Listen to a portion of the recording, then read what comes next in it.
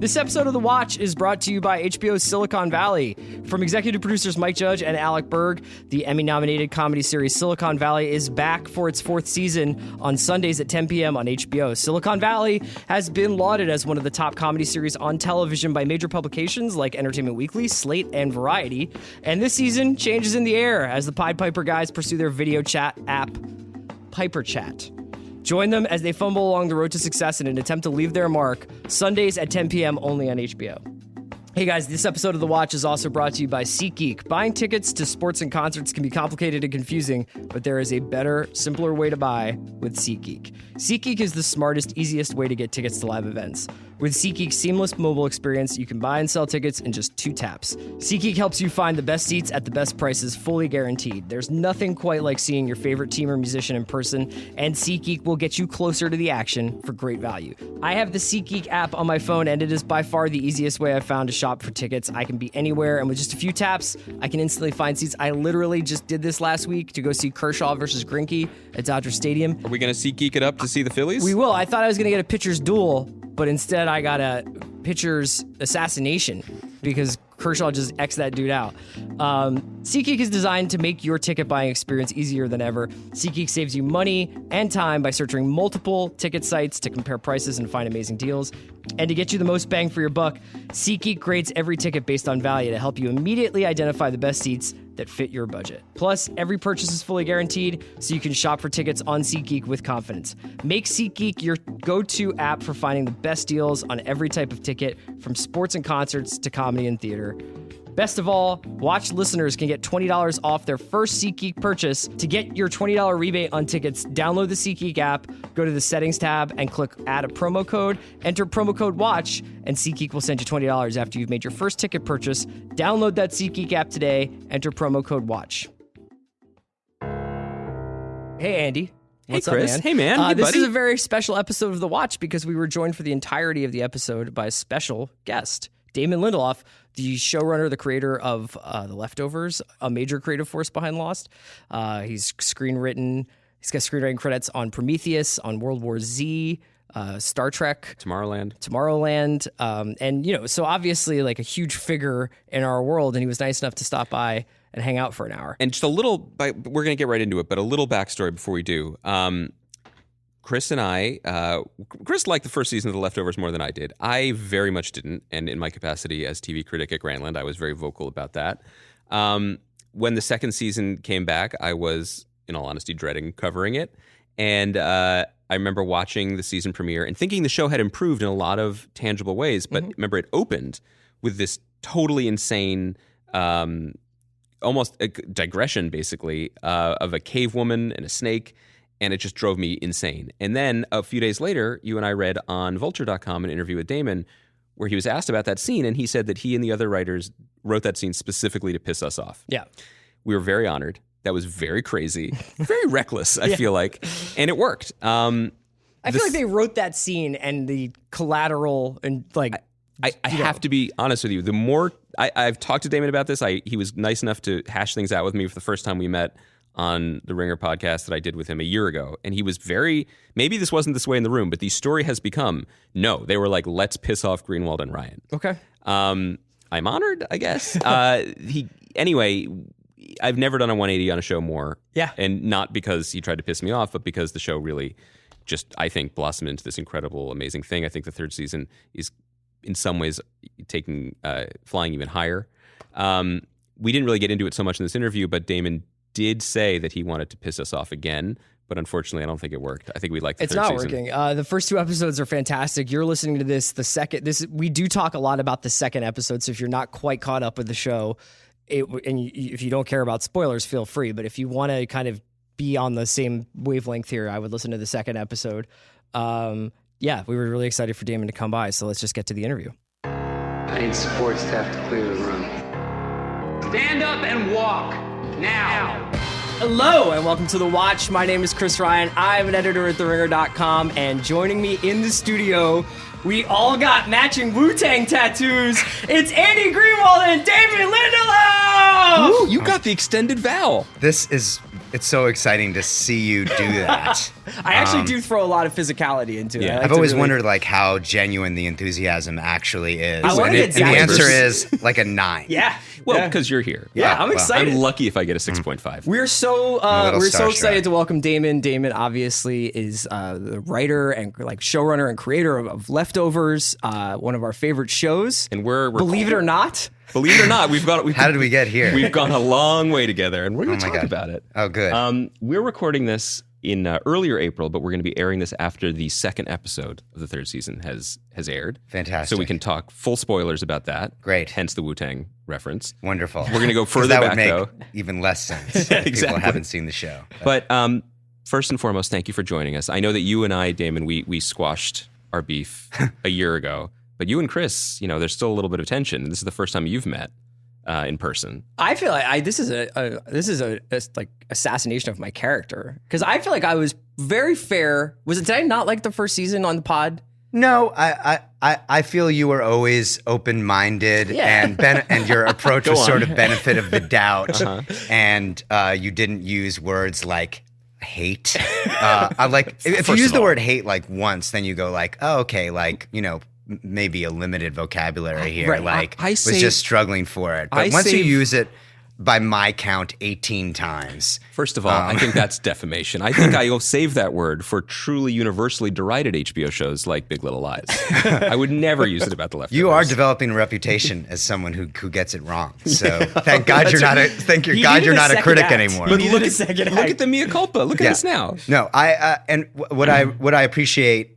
Here's the thing: is when you're making a television show, you have to be in love with it. So but when you look down at it from 30,000 feet and you can see its flaws, and as you guys know, I'm really interested in what the critical community is saying because I look at what you and your peers do as a free resource, where it's basically like, oh my God, like I just handed in my paper and now like 50, Harvard educated professors are giving it back with notes on it and they're not even charging me. So I may take issue with what you say, but I Right. do listen to it.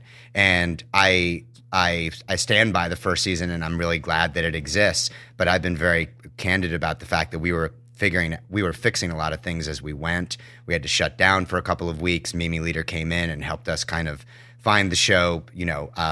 There were a lot of conversations going on, and although you weren't in the room and your peers weren't in the room, I heard what everybody was saying. So I can't now say like you were wrong about the show. And in fact, I respect the fact that when the second season came along, and I basically stated that I think that our love story began with me openly stating that I wanted you to hate the second season of the show, particularly the first 5 minutes of the second season of the show. That you said I did indeed hate the first 5 minutes of the second season of the show, but then I started embracing the show, and I'm not reversing my opinion of the first season of the show. Nope. I stand by my judgment, and I can say that I didn't. If you were like in hindsight, I think the first season was actually quite amazing. I would lose all respect for you.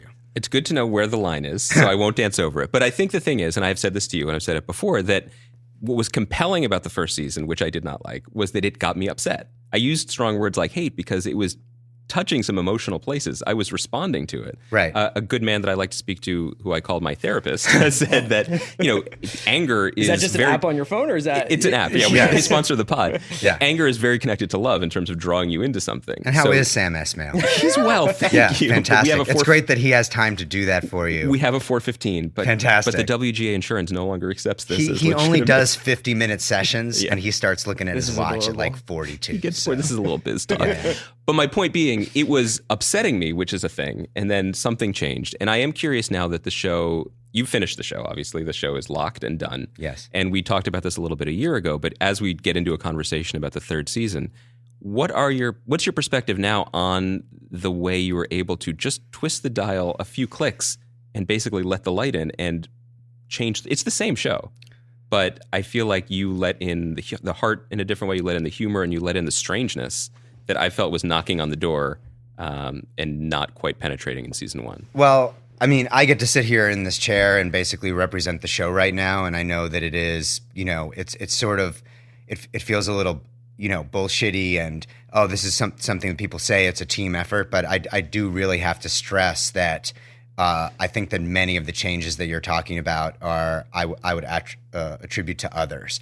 Mimi Leader, who I mentioned earlier, who came in mid season 1 and just took the reins directorially and on a production level and creatively. But then we made a couple of key hires between seasons 1 and seasons 2. We brought on another executive producer, Tom Spezialy, who was the one who was like, you should watch Hanging Rock and Last Wave, and because I feel like there's another tonal bandwidth that the show can be spinning on. Parada, who had been back and forth over the course of season 1, I went and reread his book, and I was like, who wrote the novel. Tom Parada, and I was like, there's a lot of humor in this book. Oh my God, like this idea that I had that humor or absurdist humor can't exist in this world was actually in the DNA all along, and I was just not listening to the idea that this is just all about grief and pain, and people can't be laughing. And I went to a couple funerals, unfortunately, but people were like laughing at the funerals, and I was like, oh, that exists too. And then we promoted the writer's assistant from season 1, this guy Nick Hughes. We brought on Patrick Somerville into season 2, and there were just influential voices in the writer's room, and I stopped trying to demand the show to be this thing that I needed it to be, and I started listening to what other people wanted it to be. And then certainly by time season 3 rolled along, and then we made brought in some new writers, because one of the downsides of doing 8 episodes of television or 10 episodes is you and especially with layoffs between seasons, is you lose talent. So we had a great writer named Jackie Hoyt who was on seasons 1 and 2. She left, and so we made some key hires into season 3. Carly Ray and Leela Bayak, promoted another writer's assistant, Haley Harris, this woman Tamara Carter, who we'll be talking about later, I'm sure, if you're interested at all in how the Wu-Tang found its way into the show. We're very interested. And of course Spezialy, Parada, Nick, and Patrick. And I just feel like that room, started humming along, and that was a big part of it. You talked a little bit about listening to the tracks to some extent, whether it was the critical community or fan reaction to the first season, how it affected the second season a little bit. Obviously, the new writers' room and some of the new blood and some of the old blood coming back from with Parada, it changes the way the show is made. But did you find that second season was received pretty well? Did you find that you were listening again in between 2 and 3, or was this more of like a kind of private journey? This was your show. You guys are ending it on your terms. How much was it two-way traffic going into the creative part of this third season? It is, it's easier to make changes and adjust and be contemplative. Yeah. Contemplative. Yeah. I've been saying debacle for years, it turns out. My God. And finally someone was like, it's debacle. Everyone has the one word that they've been saying wrong. Have 2. Some of us have dozens of those words. I'm not saying anything. My father got an advanced degree in English and thought there was a word called misled. He thought that people were misled on the path to greatness, and I think my mother was like, it's misled. Oh my God. Yeah. That's amazing. So it happens to all of us. Go on. All right. Anywho, so when something's not working, I think listening to what the critical community has to say about why it's not working is definitely more impactful than when it is working, because then the critical community is saying like, we like this now. And I think that then you could basically say like, let's do more of the same. But I think that the one thing that really resonated out of the second season, and Andy and I actually sat down after the second season had aired, right around the time that we found out that there was going to be a third. And the thing that was rattling around in our collective writing consciousness was that many people in the critical community said, we really love season 2, end it. Stop now. Right. Right. It was like, we're good with it ending here. You're not basically going to be outdo this ending. And that certainly gave us pause to some degree, but it was like, and so we tried to unpack that. What's the source of that? And I basically came to the conclusion, whether correct or not, is that it wasn't because they felt that the story was over. It was that they felt like it would be a risk to invest further given my internal reputation for ending things. And they didn't trust me to end it better than it ended at the end of episode 2. Accidentally. To which I basically said, fuck that. Here we go. Double down. Yeah. Wow. Double down, double down, double down. And I'm really glad that the third season exists, but I will guarantee you that there will be members of the critical community who look at the finale of the series and say, there are moments in season 3 that I loved, but I wish that the show had ended at the end of season 2. You can write this podcast off as therapy too. I think we're headed towards there. Good God. So when we did sit down, it was right around the week where I think you had the conversation with HBO and said, okay, I'd like to do one more, but it's going to be it. And everyone agreed on that. And it had just become public. I believe when we talked, you said that you had been unsure yourself, and then you had a thought, you had a vision, an image, something had occurred to you that made you feel like there was more story. Now that the season has begun, the 3rd season has begun, can you talk about it? Have we seen the thing that set you off on the path towards it? You have, and I think, we did talk about it a little bit, which is there was this kind of Life of Brian idea that was scratching at us. Because what happened was that I think as we were writing the 2nd season of the show, as we were writing it, Game of Thrones last season was airing, and the whole sort of question in the zeitgeist was, Jon Snow is coming back to life, right? He's not really dead. We kind of know that he is. How are they going to do it? And what episode's going to... And we all watch Game of Thrones and obsess over Game of Thrones, love Game of Thrones. And then Jon Snow came back to life, and it was just sort of like, and now we're on with Game of Thrones. And so we were like, as we were writing season 2... we knew that we were going to do the same thing with Kevin, and we said, because Game of Thrones now exists and the audience has seen it, we can't end an episode with Kevin drinking poison and falling out of his chair and telling the audience he's dead. You have to show him getting dragged out of the room by Michael Murphy to say, no, we're going to be bringing him back to life, and this is episode 6. It's not the finale. So we knew that. Obviously, I think for every in my internal math is that for every one viewer of The Leftovers, there are 900 million viewers of Game of Thrones. That's just rough math. Yeah. But for in the overlap of the Venn diagram, we had to be aware of it. And I was basically like, if we bring Kevin back to life, not just once but twice, there has to be a consequence. This has to be something that the show is talking about. Because when people come back to life, that's a big deal. And what would be interesting is if Kevin's attitude is, I don't want to talk about it. It's not a big deal. So what? You buried me in the ground. I came out of the ground. A couple hours later, got shot point blank in the chest. I guess it didn't hit any major arteries. I just want to get on with my life. But what if the people around him were like, oh, no, we want to talk about this. Yeah. And so this idea that kind of coupled with some of the things that we've been talking about with Reza Aslan, who is our religious consultant and actually can levitate. If you've seen the Believer poster, he'll do it for you. That's amazing. Way back at the beginning of season 2, he wrote this book called Zealot that was about the historical Jesus Christ. And at the time, there were 10,000 Jesuses on the planet who were saying, I'm the Son of God, I'm talking to God, but Jesus is the one who's stuck. And I was like, oh, let's just take that idea and say there's 10,000 people on the planet right now who actually claim to be divine. And Kevin is one of them, but he's one of them that doesn't want to be. And it's the people around him who are basically trying to recruit him into some form of higher purpose. And that idea felt like it had some kind of weird, quirky, comedic energy to it, even though the show took it seriously, but the idea felt silly. Yeah. And we started just getting really excited about a show where when you look at the TV guide description of an episode of The Leftovers, that it sounds really silly. But then when you sit down and you watch it, you go like, oh, that isn't as silly as I thought it was going to be. One of the things that I loved about, and we can talk specifically about the second episode. I like where you're going with this. Is I'll get to the thing that I hate.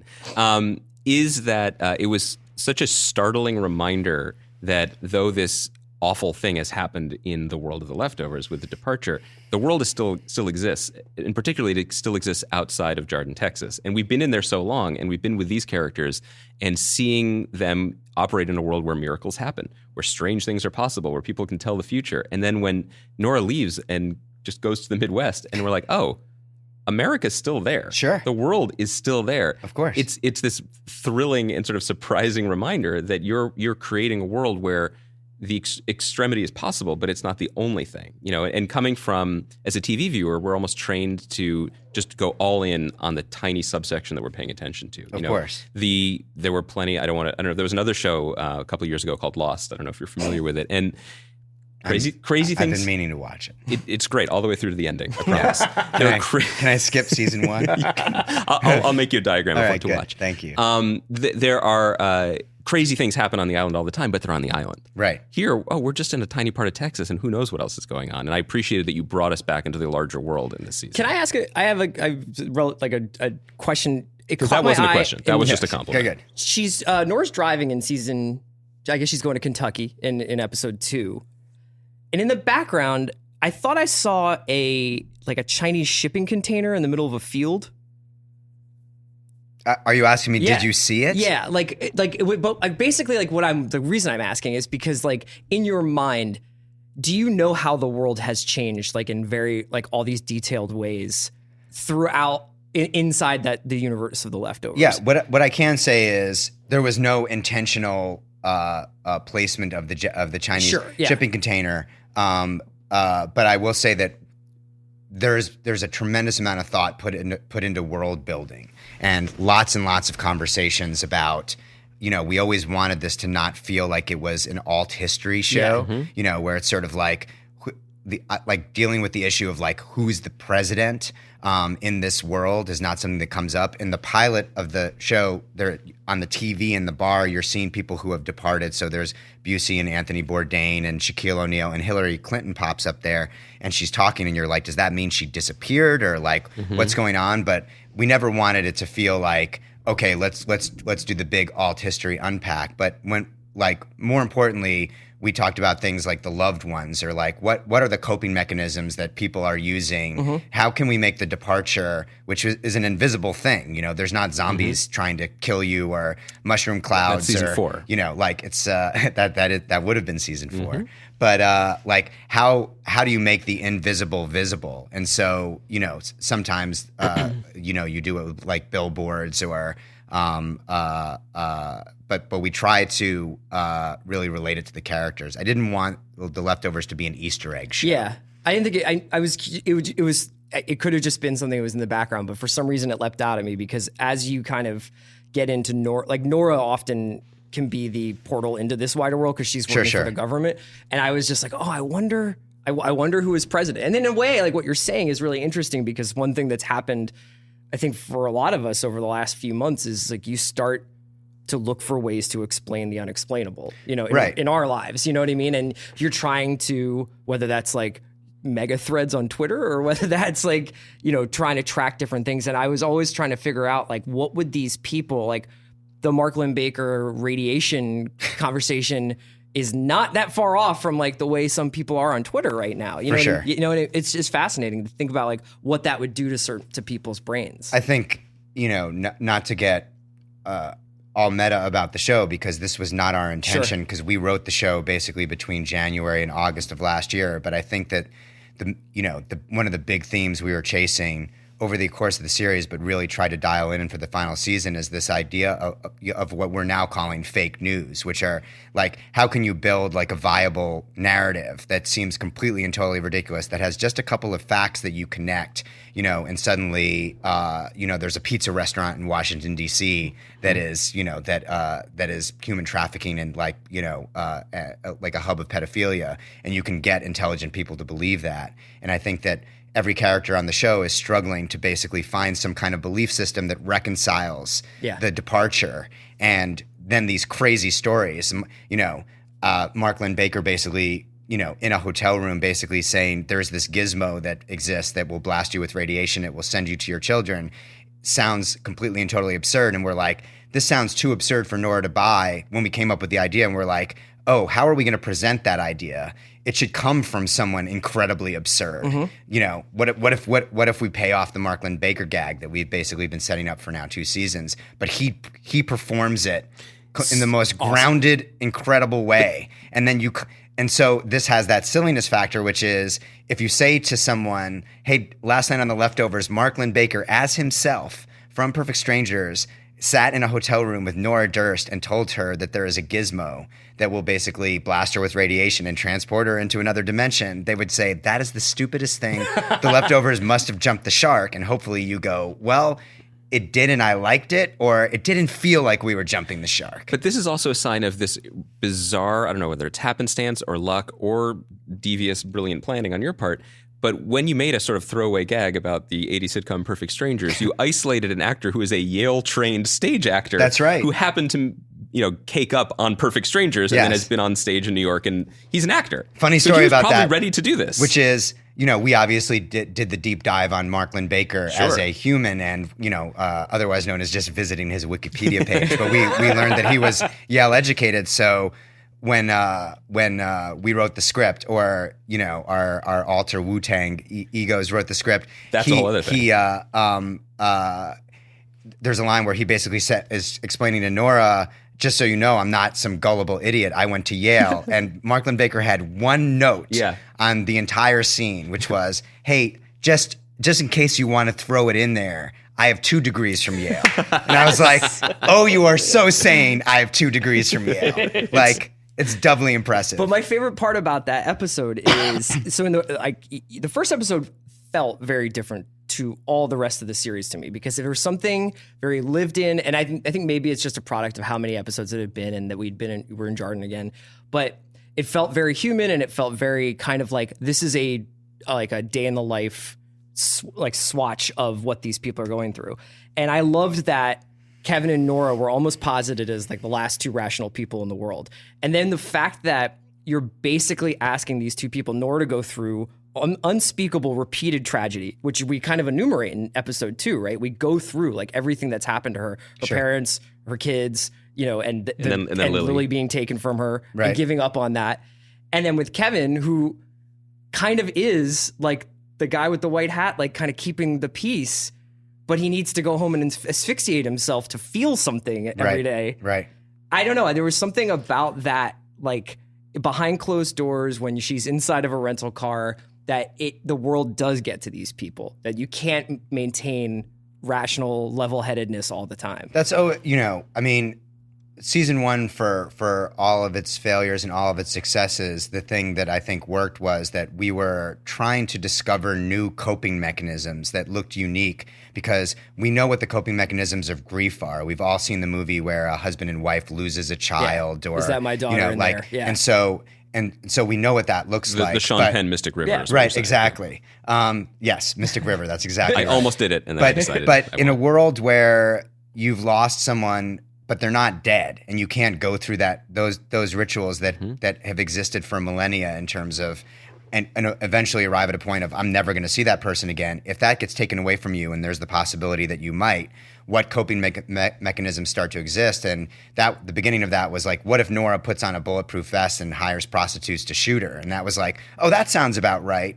And so the idea that the only real way to function in this world is to find this kind of aberrant coping mechanism. So the first episode of the show was sort of designed to feel like it's an episode of Parenthood, for the first half hour, and then Simon Garfunkel starts up, and hopefully your heart starts to race, because you go like, oh, something bad is about to happen, because how can it not? Yeah. And then we slowly but surely, when there are just these lingering shots that Mimi got of Nora's cast, and it was sort of like, there's something to what this cast on her arm. Like, did the actress just like sprain her wrist and they were going to write it into the show, or is there something here? So every single character on the show is doing something in secret. That is allowing them to kind of cope in this environment. Well, you're also talking about something about television in a meta way that I appreciate, which speaks to your observation about why people maybe were content with you ending the show after 2 seasons, which is when we watch TV, we want the best for the people we fall in love with, these families that we fall in love with. In season 2, characters are covered in blood and some things have happened, but they're together. And there's this brief moment of potential peace and happiness. And as soon as you decide to continue the show, they're in jeopardy again. Correct. And you gave us a taste of, they're even more complicated family now. And look at these different ways that they've crossed and they've stayed together. And then you put the danger back into it. And I think one of the sneaky best things about the show is what you said about people's need for ritual, need for structure, and what happens when that's taken away. And you've continued to present us with characters who desperately need to believe something, but in a world of constantly shifting reality and possibility, they're making it up on the fly. So, and all of that leads to the question that I think a lot of people will come away from episode 2 wondering is, did Nora decide to go to Australia the moment she saw Kevin with his head in a bag? Like, what was she feeling otherwise? And then when she's like, okay, well, this cement floor is actually quicksand again, I need to keep moving. What's really interesting about Nora is there's the Nora that we write, and then there's the Nora that Carrie plays. And I think that potentially you might get two different answers to that question because it doesn't say in the script and in this moment. So, and I'll just, for those of you who are really interested in it, I would revisit this very question that you're asking once the series is completely and totally over, which was, what was our intention as writers and what was Carrie's intention as an actor or Mimi's intention as a director? Because it doesn't say in this, we just like, this is what Nora says, this is what Nora does. But as to what Nora feels, we kind of let Carrie Coon figure that out. Is that what you thought? That was when I was watching it, I didn't know how I thought. And then when I was thinking about it today, I thought that's what I was thinking. I read that as she walks in on him and she's like, you're the only real person. Like, that is the only real thing to do in this world. It's and like, so I'm going to do my duct tape and plastic bag too. That's why she's like, come with me. I mean, my read on it, which is different than my intention, because now that I've seen it, it's left the writer's room in terms of what we wanted it to be, and now it is this other thing because it exists on screen, which is the most exciting part of this job for me, is how other people interpret it, and then the audience gets to interpret it. But what I would say is that our intention was, Nora's entire struggle this season is she's an atheist / agnostic in a world that is basically defying agnosticism. And so she's like, these things aren't real, these things aren't true, there are no such thing as holy men giving hugs, and I tried that and that didn't work. But at the same time, her family basically vanished right out of her kitchen. So she's trying to reconcile, what are the ridiculous notions and how can I sign up for them? But more importantly, I think that the reason that she even goes to St. Louis in the first place is not because Mark Lynn-Baker says, do you want to see your kids again? It's like, she's like, that's like a 10-hour drive from Kentucky. I actually do want to see one of my kids again. Right. And she uses that. But once she's actually heard what he has to say and she watches the videos on that flash drive, it starts to infect her. And I don't think she's made up her mind as to whether or not she's going to Australia until the phone actually rings. But she basically gets into that room and there's Kevin. And what a healthy couple would do at that point is basically say, like, good God, what is that? There's a bag over your head. And he'd say, well, you told me you used to put a bulletproof vest on and have prostitutes shoot you. And like, who are you to judge me? And they'd have a huge fight, which would be very healthy for those of us who are in loving relationships. You have to have huge fights. Yeah. And the couples who don't have huge fights, they have one huge fight and then it's over. But you have to, but instead, he basically she says, don't explain, which he should. And then he says, do you want to have a baby with me? Very reasonable thing to say in that moment. She laughs in his face. And then she asks him, are you happy? And he says, yes. And she says, I'm happy too. And we know that both of them are lying to one another. And then the phone rings.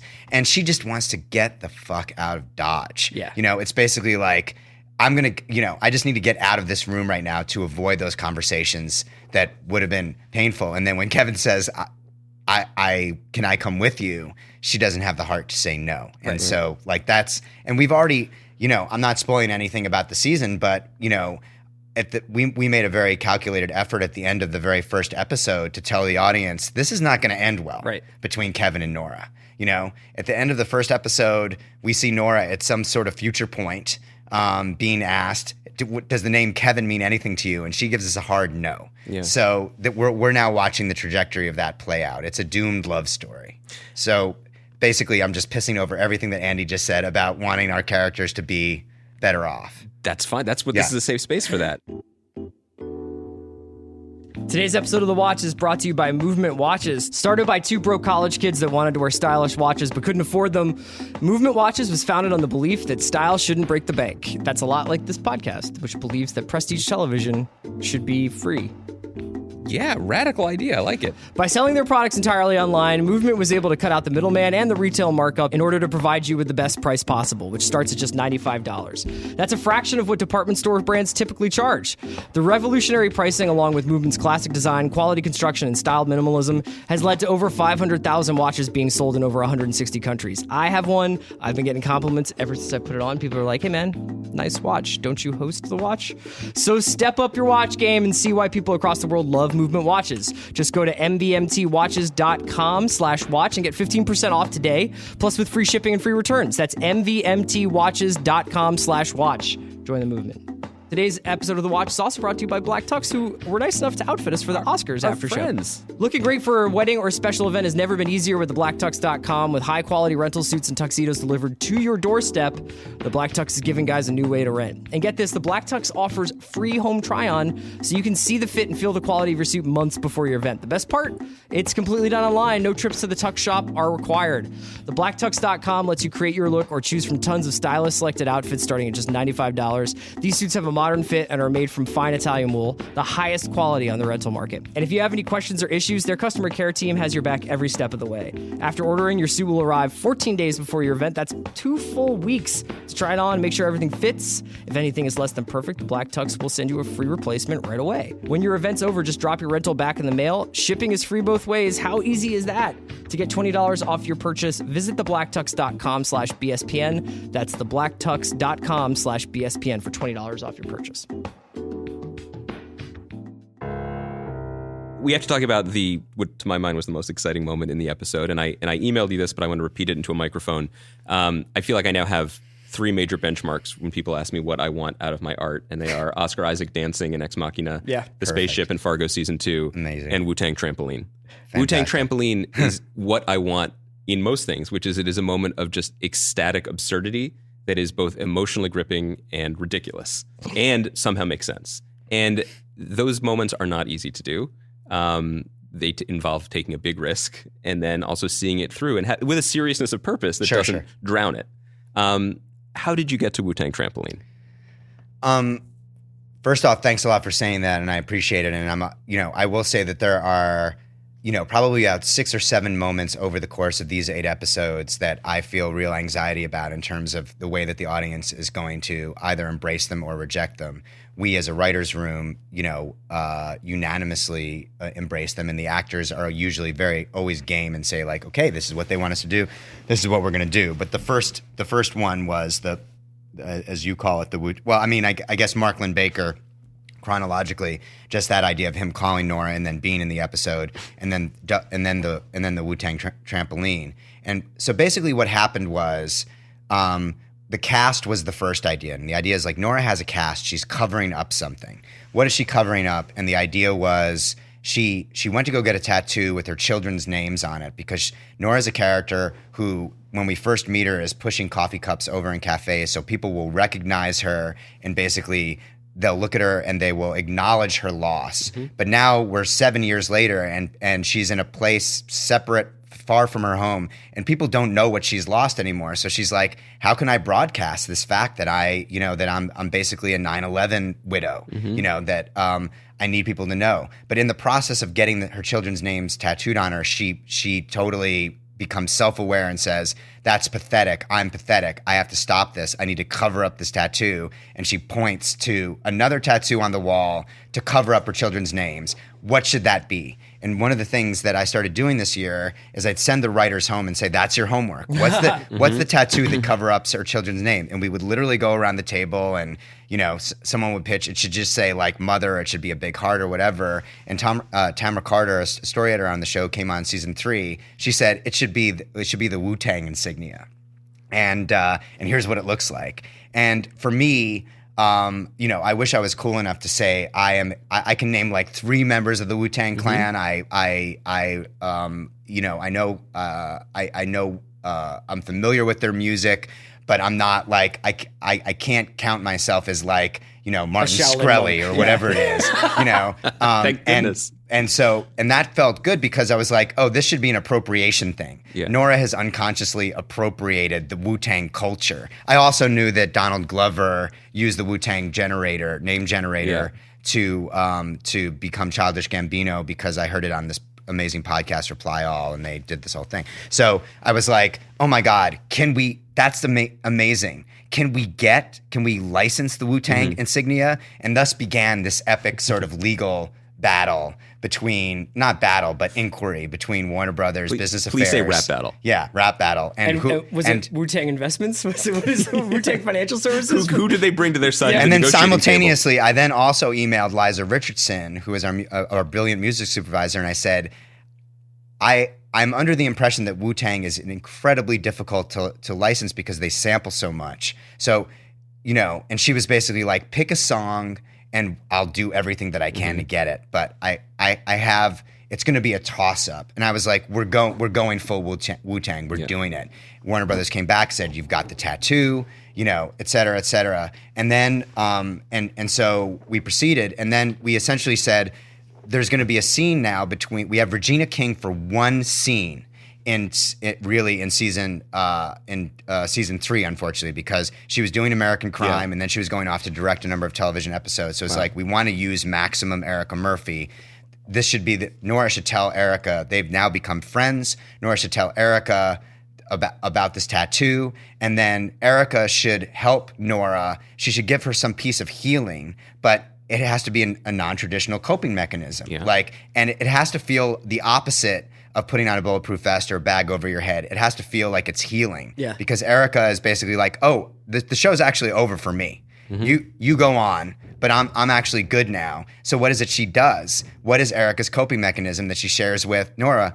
Everybody went home, did their homework. Again, same thing. Tamara Carter comes in and says, I think she said, I have an aunt who has a trampoline in her backyard, and she just jumps on it. And I was like, Nora and Regina King, Carrie Coon jumping on trampoline with the, we'll find the right Wu-Tang track. Hopefully we'll clear it. That just sounds amazing to me. It also sounds really dangerous. The writer's room got super excited about it, and that's kind of that's how we arrived there. I think I have the most pressing follow-up to that is, are any members of the Wu-Tang departed? And are we missing Method Man? You know what I mean? I think probably Ghostface Killah would be the most obvious. Yes. He's the first one. Oh no, You God. Yeah, You God's the first one through the collider. Some might argue Capadonna disappeared years ago. Yes. That's true. Yes. Arguable. I just love that scene because I feel like we're in an age, and you're at the forefront of this of possibility of television and of attention paid to television and of talent and money, and it's this nexus of things. Why not play with it? There's this impulse. You have two of the best actors alive, I think, certainly on the small screen. You have them for one day, or you have one scene, you have them together. Why not make them jump on a trampoline? Don't do a few good men. Like, everyone's going to make actors chew the scenery. Give them something else to do. Let play. And that feeling becomes infectious, and I think it affects audiences in a different way too, because we're so used to a certain kind of dramatic weight, especially at this point where we are with television. And I would add to that and basically say that all the writers and storytellers that are involved with The Leftovers are watching a lot of television right now. And when you see I'm not going to compare us to the Beach Boys or the Beatles, but what was happening between them, Sgt. Pepper's Pet Sounds, essentially you go like, oh, you can do that?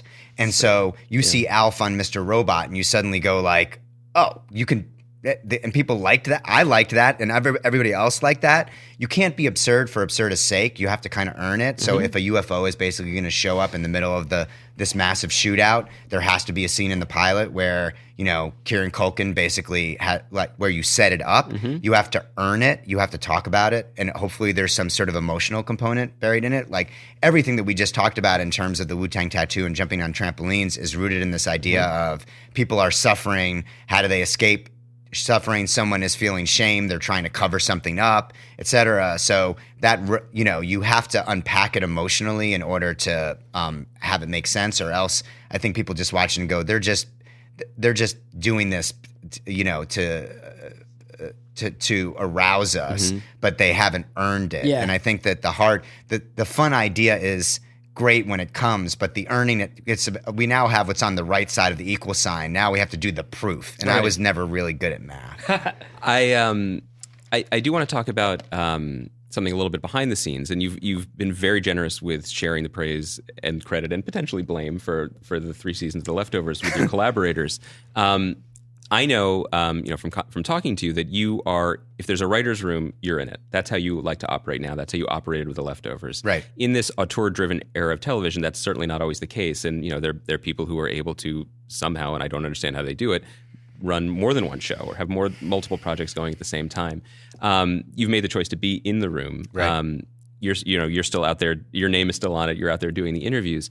Why did you make that decision? How did you get there from your previous experiences? And then the bigger question is just your attitude about that kind of collaboration, because The Leftovers to me succeeds, especially now, because every episode is overflowing with little ideas that add up to a big idea. I was just trying to look at the architecture of an episode, and there's so many little scenes that can't have just been the work of someone who dive bombed in with here are my 3 talking points, bullet points for the episode, fill in the blanks. Yeah. Small things that, who knows if we'll ever go back to, like John being the palm reader now and it being a fraud. We go back to it. Oh, good. Yeah. So I got you to you spoil something. Well, it feels like a little bit of an explanation is necessary. But even if it wasn't, you gave us another little glimpse. Right. So somewhere in there is my bigger question about your decision to always be in the room and to be in the writer's room and consider that the main part of your job. Sure. And then how you let in the other voices. Well, I mean, I think if you really listen to the people who do this job, the auteurs, whether that's, Matt Weiner or Vince Gilligan or Shonda Rhimes or even Jill Soloway, like they all say that they have these incredible writers' rooms that are like basically staffed with amazing voices who, have wildly different backgrounds and look at story in an entirely different way. And then, this will be the most pretentious thing that I say amongst many pretentious things, but we're more curators, than auteurs, which is like you hear a good idea and you just curate it. So I'm just trying to, I'm trying to, build the show based on what everyone else says.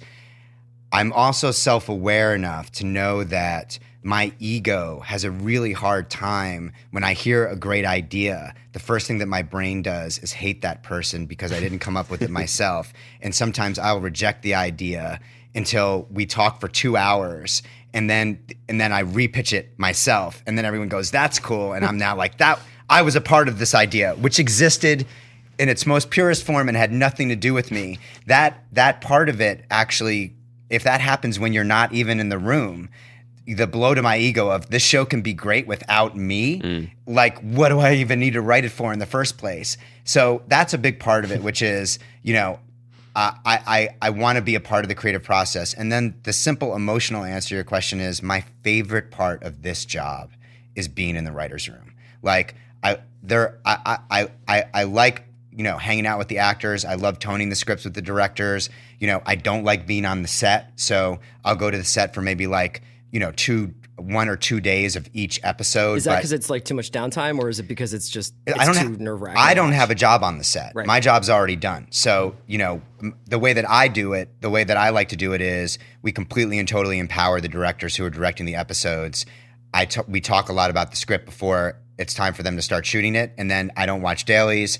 I don't want to know what they did. So when I sit in the editing room and I watch the cut for the first time, I've separated myself from it because I think a lot of writers have this experience of it didn't turn out the way that I wanted it to. Yeah. And if you just say, I'm going to set up the system so that it definitely doesn't turn out the way that I wanted it to, and then it will be less excruciating for me when I realize it's become this whole other thing because all these other people have interpreted along the way. That's the way that I have grown to love doing this job. And I just think that that's the way that we kind of did it on Lost. I mean, Carlton was certainly in and out of the writer's room a lot, but he was much more effective. He was actually kind of, what I would say the de facto showrunner in terms of managing the budget. And when he went to Hawaii a lot more often than I did and toned the scripts and figured out all that stuff. And he was in the room, but I was basically like, I just want to be here. I want to be in the room, and then I want to go home at night and I want to write scripts. And if I never went to Hawaii again, I'd be fine with that. And so that's the way that it worked on The Leftovers and the way that I hope to do it into the future. I wanted to make sure I asked you about this before you go because, you have like these, you get to have this playground with The Leftovers. You get to work with these people and you got these ideas like Wu-Tang trampoline and, Gary Busey head and all these things. And then there's another part of your career where you work on things like Prometheus or World War Z or Tomorrowland. And these are, fascinating projects, especially for me, Prometheus, which is a movie I probably think about like once a week still, but don't have as much room for those kinds of like weird thought experiments, or if they are, they have to be baked into something that's a much larger piece of architecture. Can you talk a little bit about how your brain switches when you do that, or is there a switch at all? Not effectively is the short answer. I do, I think between Lost and The Leftovers, I did those movie projects, and I feel like I have so much fun talking about the world building the world, that I just feel like, painting on a much larger canvas, is more exciting to me. And then, we have all these great ideas, and then you have to cram them into a 2-hour movie. And as much as I love movies, grew up on movies, and, felt like I wanted to make movies, I'm not entirely sure that that's like my best me. Right. Because, movies have to basically conform to these certain levels of expectations. And so particularly in the area of, big Hollywood movies, which are the 3 movies that you mentioned, is sort of like, oh, I just want to do a cool Disney movie like Close Encounters, where it's basically about the discovery of this world that exists. But then as you start to develop it, you're like, and the world may be ending, and they have to stop the world from ending. And that's the ending of Prometheus too, right? Which is like, it's not just about Alien is not about the world ending. Even Aliens is not about the world ending. I mean, it would be bad if the alien got back to Earth, but like that those aren't the stakes. The whole problem is that they're so far from Earth. But Prometheus, you're still talking about a third act where it's like, oh, now the ship is taking off and it's heading for Earth, and we have to ram the ship, and Idris Elba is like, and you're just like, oh God, like when I see other movies, I hate this stuff, and now I'm actually looking down at my own fingers and I'm doing it. Yeah. And I'm powerless. I'm powerless to stop myself because I don't know any other way to do it. And in television, I just think like there's myriad solutions, multiple ways that you can go in terms of resolving things, and I haven't figured out a way to do it. I would say that I have an interest in kind of working on a movie that feels more like Ex Machina, that is smaller and more intimate and sort of like an indie space. And what's upsetting about our industry is a guy like Colin Trevorrow makes Safety Not Guaranteed, and then you're like, this is really cool. And then he's off to Jurassic Park and Star Wars, which are great. Like, that's great. And I'm not, but our business is always basically pushing people who have some level of success in what I would say like unconventional sort of like, niche storytelling, more like cultish fare. And it's basically like, how can we get Alex Garland now to basically direct the Bumblebee spinoff? Right. Keep it's talking. like, what? Keep talking. That sounds pretty good. No, I wouldn't mind seeing that. I'm glad we went that direction, because I wanted to ask about the difference between movies and TV, because it's back in the conversation. Vulture ran a couple of pieces about this, and it's something I feel passionate about. This idea that the 10 episode movie, and I yeah. wanted to get your thoughts on that, because one of the reasons why I have done a 180 on The Leftovers is because you champion the episode. These are distinct pieces of art in a larger season that tell a larger story. We're 2 episodes into season 3, and they are very, very different from each other in tone and focus. We're telling different sides of a story, different perspectives. You take advantage of that. Wu-Tang Trampoline would not have fit in 301, might not have fit in 303. Right. And yet there is this larger, at least in terms of the industry, seems to be conversation about how that's all we're doing anyway, is we're making these 10-hour movies. I mean, I understand and agree with a lot of the writing that's being done on this right now, but I also feel like there has to be a space to say like some albums are albums and other albums have 10 great singles on them, and those and some are both. The reality is our brains. I really think I'm not a neuroscientist, but our brains are basically changing in terms of the way that we absorb these things, because something is definitely happening in my brain. If I watch episode 1 of Stranger Things and I'm 40 minutes in and I'm basically like, this is so good. I love this world. I just want to draw it out. And then it ends and a little box pops up in the lower right-hand corner of my screen and says, the next episode will start in 8 seconds. And something happens in my brain that's like, I'm going to watch one more. And so the fact that exists now, that is there, that model exists for us, it's almost impossible to resist if you love something. It's why, if you are hungry and you're at the In-N-Out drive-thru, you're like, I'm going to get 2 double-doubles, and I'm going to eat them. Even though as you're nearing the end of the first double-double, you're already going like, I'm not as hungry as I was before, but I've made a terrible mistake. Smells so good. No, you're not. The terrible mistake doesn't even happen until you've eaten the second one. Right. So I think that this idea of restraint, but I will say a show like Young Pope, which I loved as much as you, the anticipation between the following Sunday and then like, oh, I just have to wait another day for another episode on Monday, but now I could have called HBO at any point and said, give me Young Pope, give it all to me right now. Like I know people over there, but that's what, to me, outside of the storytelling mechanism of, is it a 10-hour, 20-hour movie, or is it, does it have episodic, separation where we're telling like 10 different stories? But the shows that do episodes, it's very clear. Like Transparent, for example, those are episodes, and so like after, no spoilers, but after the turtle one, my wife and I just sat there with our mouths hanging open. We're like, we can't watch any more Transparent tonight. We're taking like 3 days to just be in the beauty of what just happened. And, we have to self-regulate to some degree, but I do agree. I don't take issue with Jonah and Lisa saying that Westworld is going to be a 70-hour movie or a 10-hour movie or whatever, because if I didn't have to wait until the following Sunday, just think about all the majority of the dings on Westworld and in its first couple episodes never would have happened if it was released on Netflix and you could just watch all 10.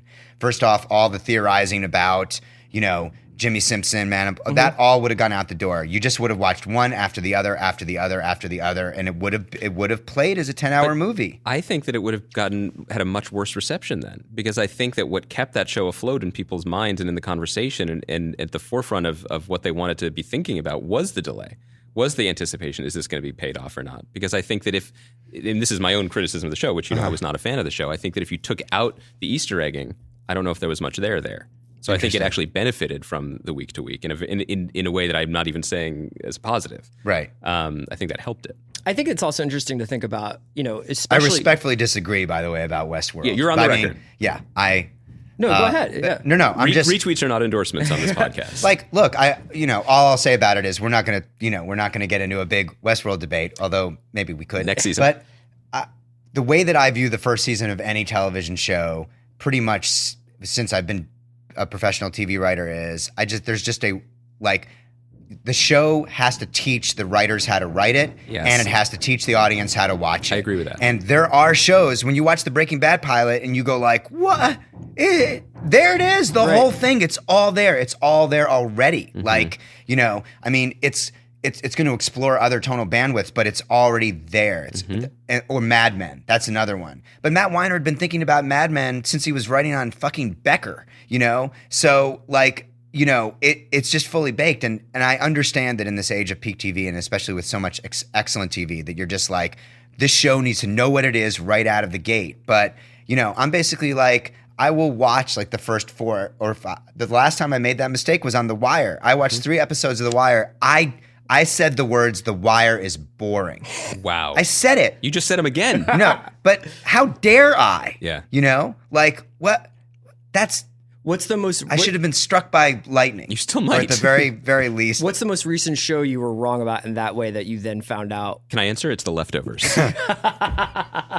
That I like something you started and you were like, do I have the time to do this? And then it got itself together. And then Big Little Lies is certainly one of those shows. I mean, but again, when I watch the first or second episode, the bar is very low. That I just start from a position of, give me a couple things to love about this show. Right. Like if you can get through the first couple episodes and I have some sense of theme, or I'm like really engaged or interested in the performances, that's all I need to basically keep going. And after 4 or 5 episodes, if it isn't quote unquote improving by whatever it isn't finding itself, or I'm not learning how to watch it, like then I will actually give up on it. But there's just a grace period where it's sort of like,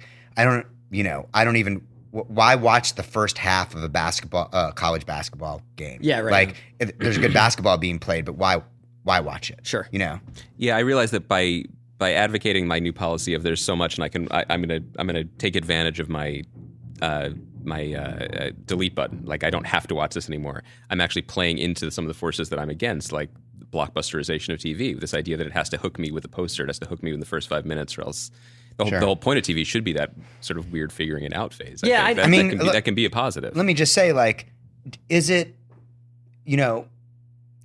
doesn't it make just complete and utter logical sense that a show is just going to get better as it goes, unless the people who are making that show are just completely and totally deaf to their own show? But like everybody who's making it wants to make it better, but very rarely does the show get worse unless there's a key personnel change. Well, the most interesting thing about TV is when something registers, and I'm not saying this as a former critic. It doesn't have to be a critical response. It could be something internally. It could be watching a performance. It could be a guest star. I mean, look at Jaleel White. I mean, that changed Family Matters for the better. You know? Absolutely. Who knows what that show was? You talk about. I mean, I know we have to wrap up, but I mean, you talk about brain chemistry changing, and I do wonder whether you're seeing like a difference in whether it's movies or television. I read an interview with you.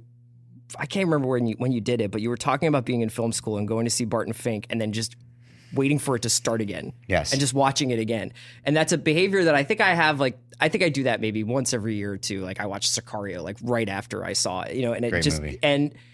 but it's so rare because of how much you feel like is out there right now between movies and television, that I wonder how it's changing the way whether people just feel like they have time to give something a chance, and whether that's going to start changing. Are we going to see a first season of The Leftovers again where somebody gets a chance to tweak things and move locations and change performance, like calibrate performances and writing tone? Because people are like, I got to get to like my main point right away as fast as possible. The metric for a show making it beyond its first season used to just be really one thing with shadings of another, and that one thing was how many people were watching it, and the shadings of another is if it's a critical darling, then Parks and Rec, will let, and then or 30 Rock, the expectation for ratings starts to go away because it becomes a critical darling. So it has to be one or the other, and Leftovers was neither, and Michael Lombardo was generous enough to say, I see the potential and the promise in the show. And HBO is traditionally great about saying, like, even if the first season was highly flawed, we believe in you and we're going to give it a second season.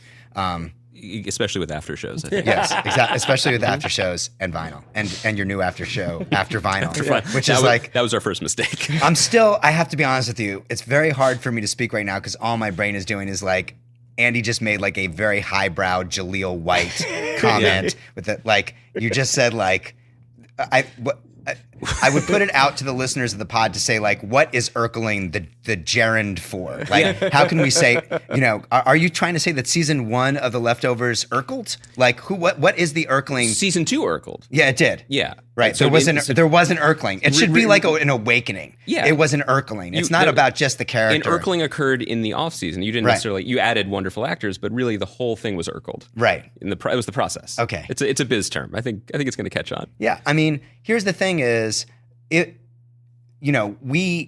for those of us who live on the coast and are absorbed with like pop culture and this sort of idea of like, I heard Allison talking about Big Little Lies when she was on the pod with a month ago now from where we're sitting, but 20 minutes ago for me. But essentially,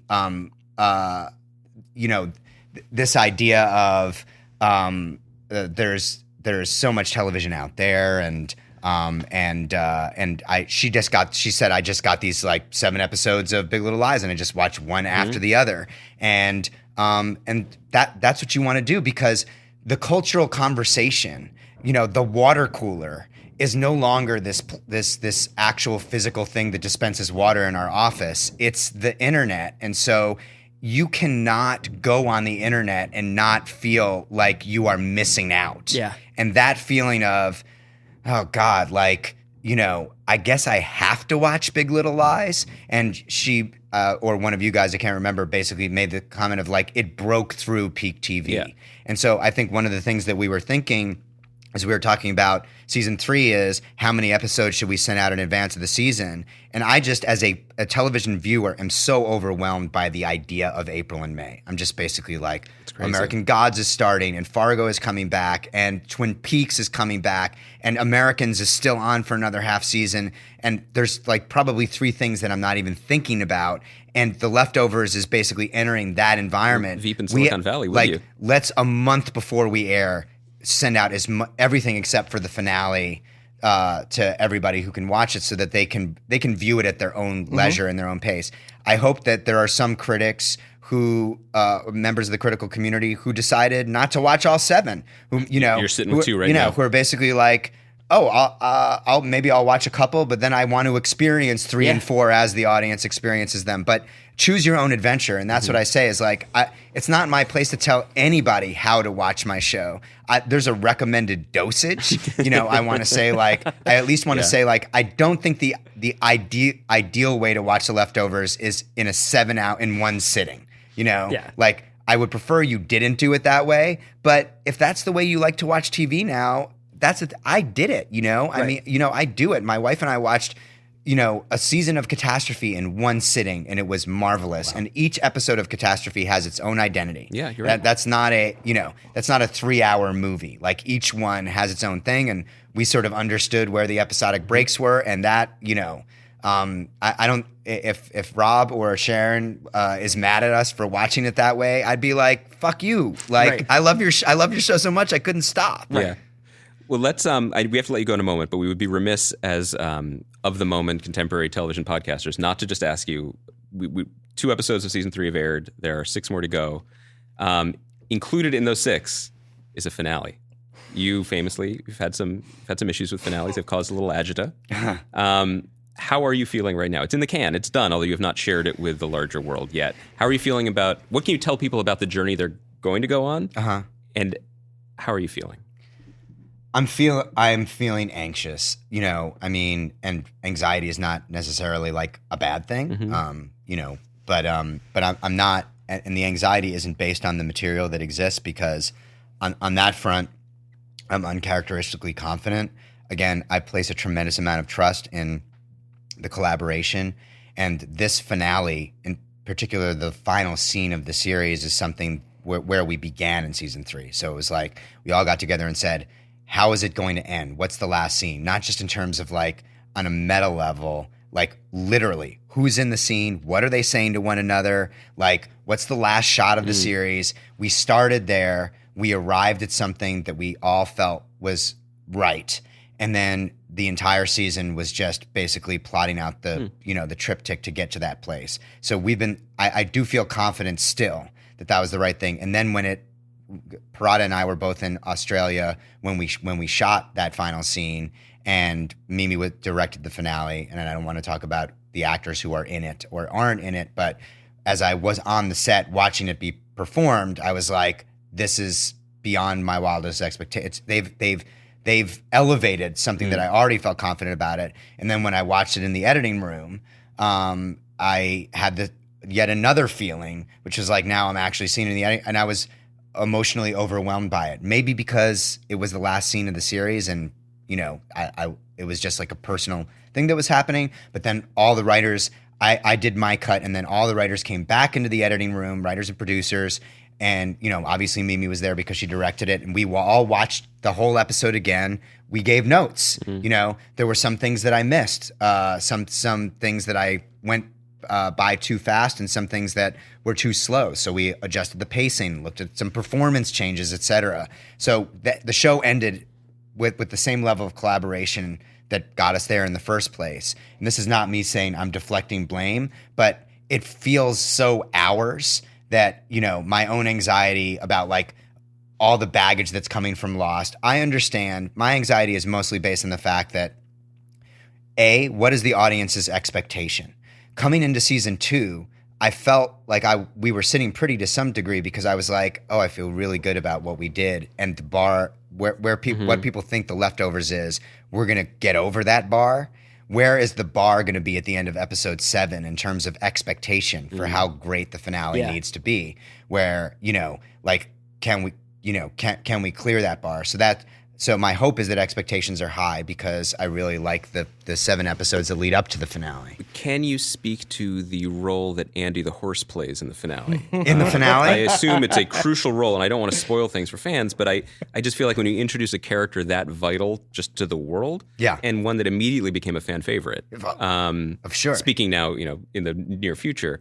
And there's lots of Andy shippers out there right now. Obviously. What does an Andy Nora relationship look like? What does an Andy Matt Jameson relationship look like? My thought is that HBO doesn't want to know what that looks like because they couldn't air it. On maybe Cinemax could air it.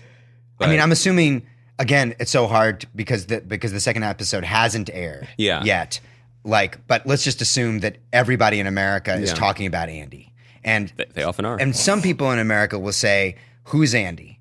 What are they even talking about? Yeah. Is that the horse that Kevin rides?" Mm-hmm. And he just makes a passing reference to the fact that the horse's name is Andy. Is and it- Nora makes some comment later in the Yeah. bedroom about you just like to ride that horse and what's really going on there. Yeah. And, And did Damon name all of the horse Andy or just the rear quarters of the horse? Exactly. Like that's TBD. And will Andy Yes. turn to the camera in the last scene of The Leftovers and say, And "Great speak. job, Baranskis"? Yeah, exactly. It's possible, right? Well, I don't want to rule it out. You're not saying no. That's all we can ask. I'm not saying no. Okay, I'm satisfied. So will Andy be in the finale? I don't know. There's anxiety about that too. But so expectation is a big part of it. And then the other thing is, I have to be clear-eyed about the idea that that the Leftovers finale, it won't just exist in the vacuum of was this a good finale for the Leftovers? It's going to be compared to the Lost finale, and that drives me nuts. It's fair because I'm involved in both shows, but part of me feels like it's kind of insulting to all the other people who made the Leftovers because they had nothing to do with Lost. And so like this, is Lindelof, I kind of feel like there's two stories that will be written. One is Lindelof has redeemed himself. That is a false story because, did I? Like, no, like, again, as I've spoken about ad nauseum, but I can't say it enough times, that the show is built by a collective to its improvement, that doesn't water it down. And then the second story is Lindelof has done it again. Also untrue. And so I just want it to be assessed on its own merits. And then there's this idea of like, should I just ghost? After the finale, do I have to get out there and basically explain myself? Do you have to come back on this podcast? And my feeling is right now I'm inclined to be out there, and the reason not to explain what our intention was in the finale, but to basically say I have nothing to ghost from. Yeah. And, I'm proud of this. I stand by it. If you didn't like it, you can tell me to my face, but I'm not going to I can manage the over-explaining part, but I'm feeling right now like that Monday I'm out there, saying like, okay, give me all you got. Right. And maybe because ghosting I think will only magnify the arrogance. Although it would be very of, Leftovers for you to do that. The losing coach, Very true. The losing coach has to show up at the press conference. Has to do the interviews. Can't be like, That's you know right. what? The Falcons just blew the Super Bowl and I'd rather go home. No, you have to sit there and answer questions. So, well, we're going to save this seat for you. Should you need it. You're very kind. We would love to have you back, of course, anytime. I know that at some point we'd like to have you back just to talk about other people's shows. Yeah, I just have my about God. 705 Prometheus questions to ask next time. And so. I want someone to talk. I will forward them to Ridley. And I want someone to talk about The Americans with me because I got to be honest with you, I don't have anyone on this stage. There's no one else who will. You talk don't to watch The Americans, Chris? You don't? That hasn't don't. come through on the podcast. That hasn't ever that's a running gag. No. Now I'm just committed to the bit. No. Yeah. You don't watch it at all? No, I've watched a few episodes.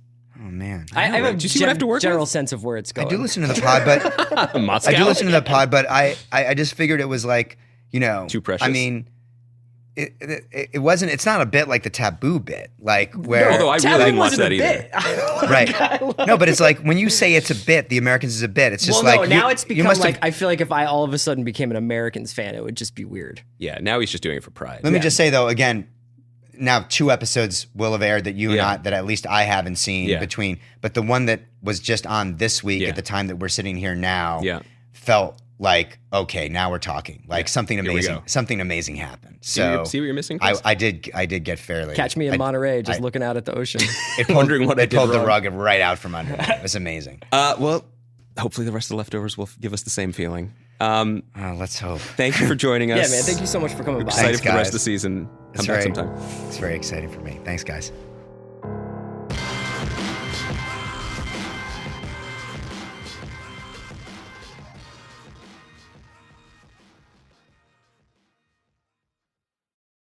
Thanks again to HBO Silicon Valley for sponsoring today's pod. Lauded as one of the top comedy series on television, the Emmy-nominated comedy series Silicon Valley is back for its 4th season, Sundays at 10 p.m. on HBO. And this season changes in the air as the Pied Piper guys pursue their video chat app Piper Chat. Join them as they fumble along their road to success in an attempt to leave their mark, Sundays at 10 p.m. only on HBO.